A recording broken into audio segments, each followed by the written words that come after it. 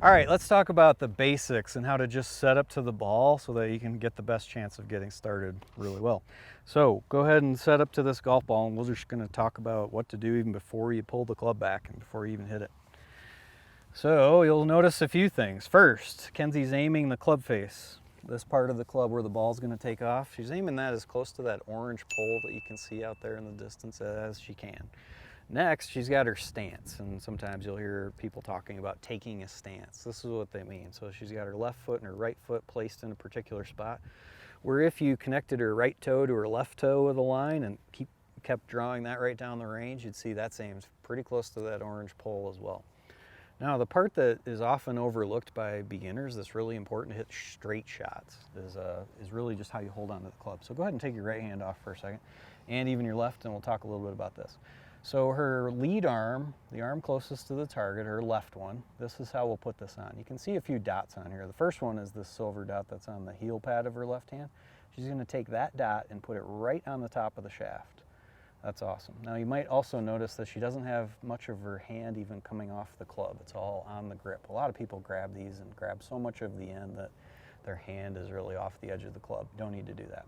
Second part is that when she looks down to see the dimple that sits right between her forearm and her wrist, there's a little spot in there you can push on. I've drawn another silver dot right there. That goes on the exact top of the shaft too, so she'll place both of those very strategically on there like that, and just stretch her left thumb down the shaft. Now with her right hand, her trail hand, I've got a dot right here on her index finger, the last joint right there. That's going to push right into the side of the shaft for her, the right side of the shaft. Go ahead and do that.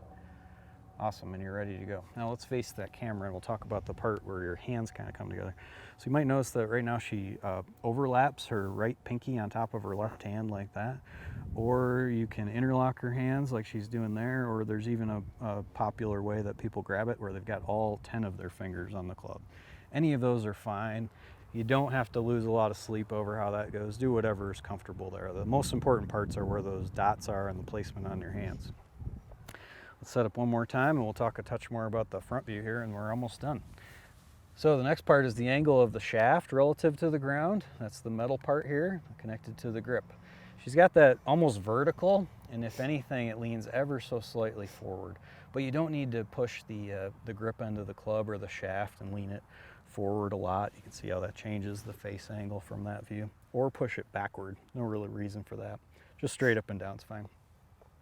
And then maybe one of the last couple things would be just the aim of her shoulders. You can see how her right shoulder and her left, if you did that same connecting line down the range, that aims towards that orange pole too. So she's got the club face aimed towards the orange pole, her toes are aimed towards the orange pole, same thing for her shoulders. All of that's just normal stuff. And the last part to probably talk to her and how she stands here. So you can see a slight angle in her back aimed towards the ground, her knees are flexed, and then really the weight of most of her is really just put right in the middle of your foot that way. Her arms aren't necessarily reaching out where it looks like she's got to struggle to reach the ball, or looking bent forward so much that her arms are hanging almost between her knees that way. That won't work very well either. So if you follow those basic kind of guidelines, you are now ready to hit these shots. A lot of people struggle with golf problems, and they can be solved right here at just the setup. So if you do start hitting a bunch of bad shots or you're not getting the results you want, this is a good place to start. Sound good? Yep. Okay, keep watching the next video. We're going to talk about how Kenzie's able to hit these shots so well and what exactly she's doing to make that happen.